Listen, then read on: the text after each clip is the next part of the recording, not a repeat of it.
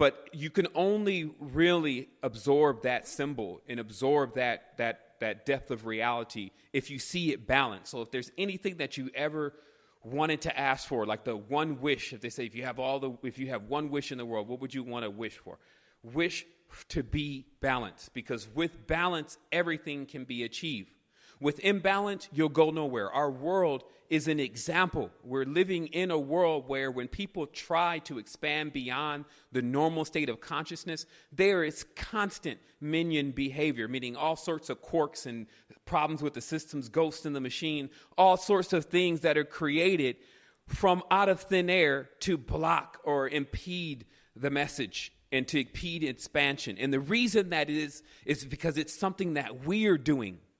We have it hard-coded in our minds now, failure, and that we have now given up because we think that who's in control of the reality has some great power. They're just aware of certain things, and that's what I want to bring tonight. I want to bring the awareness of certain spaces that once you have this knowledge, and this is it tonight, once you have this knowledge, it's on you now.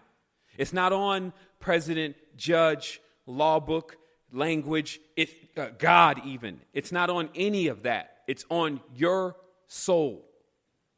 And that's what needs to be also elaborated upon in this conversation, is the difference between a soul and a human, which is a physical vessel.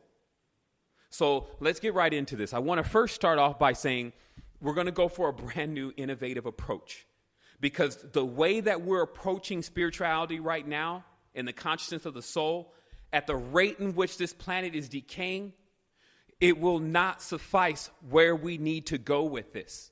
We need to get to a point where we realize that all of what we've collected thus far has still not given us the ability to shape, mold, and fashion the reality into a balanced sphere of beauty, something that we can see all the time and begin to have an energetic, positive, intimate relationship with. Meaning that if you can't go into your room, into your bedroom, or into your kitchen, or onto the radio or onto the phone, and have a generating experience that gives you energy, then you will die. Because every single avenue that you go to, it's pulling energy.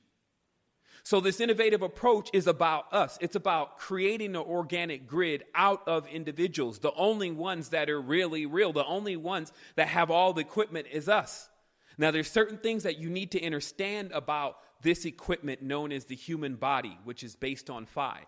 And I'm also, I need to be aware of the time here very briefly, just so I can condense my message into the time that's actually remaining.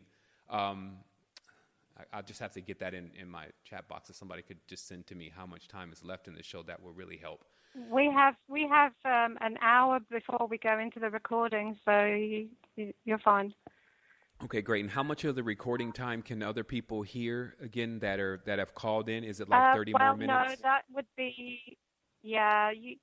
Once it goes into the recording, the only ones who can continue listening are ones that are actually on the call. So that won't be very many. So try to get it in before then. That'd be okay. Okay, great. Okay, so what this is about is again about a new approach. This is about changing the effects of when a society believes that God or the supreme being is outside of them. Now, we're living in a reality where people by the masses believe that who God is some being that's aloft somewhere, not paying attention.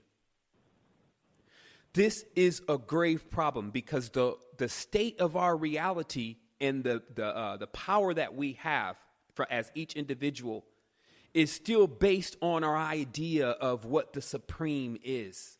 So our highest state and concept is a word that everyone is calling God. That is the highest that they can think of. And so because of that, and because that is the highest level of ambition that a person can achieve here in this reality, that is why we have such a great level of failure in the reality as far as how much energy each individual can push out. Because if anyone is cracked into this knowledge thus far, you know that you are the God, you are the soul, you are the supreme being.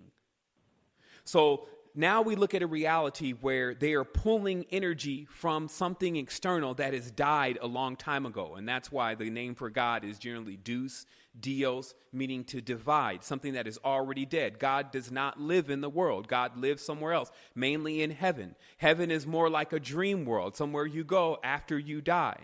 So do you see how this kind of suggestive thinking allows the person to basically place their energy outside of them? And then once that energy is trapped and taken from them, they then start to worship and wander after things that are not the truth, trying to find their light. They're wandering after glimmers of what may be the truth, but is not the complete truth. So tonight we want to get into the complete truth, but the only way that we can do that is for a person to realize that you are caught up in the hemispheres of your consciousness.